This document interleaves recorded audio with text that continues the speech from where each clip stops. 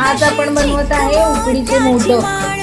हे आहे तांदळाचं पीठ, त्याची उकड घेतले, 1 वाटी पाणी तर 1 वाटी पीठ, तसं मी 2 वाट्या पाणी 2 वाटी पीठ आणि त्याच्यामध्ये जरा थोडंसं 1 चमचा तूप टाकलंय पाणी उकळताना, म्हणजे पीठ कसं मऊसर असं सैलसर होतं। तर हे पीठ थोडंसं गरम असेल तर मी मळायला घेतलंय, हे असं छान असं पण मळून घेतलंय।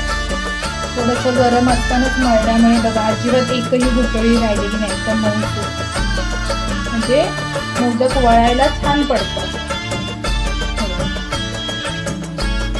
हे मोदकासाठी सारण बनवलेलं आहे।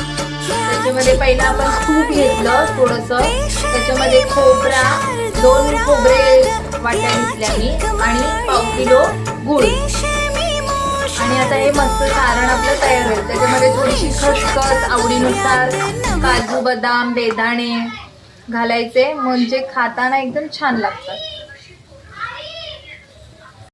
छान एकजीव करून घेतलं लालसर होईपर्यंत।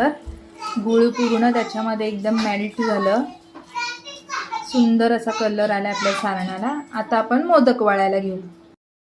हे पहा, अशी छान अशी दिवशी करून घ्यायची, त्यात सारण टाकायचं आपण बनवलेलं आणि सुंदर अशा पाकळ्या पाडून घ्यायच्या। प्रत्येकाला जमतात पाकळ्या असं नाही, पण आपल्याला जमेल तशा पाडायच्या।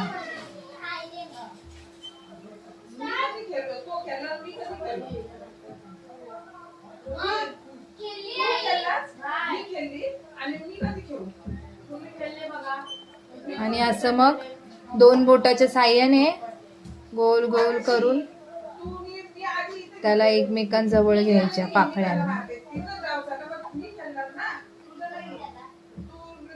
झाला छान असा मोदक तयार।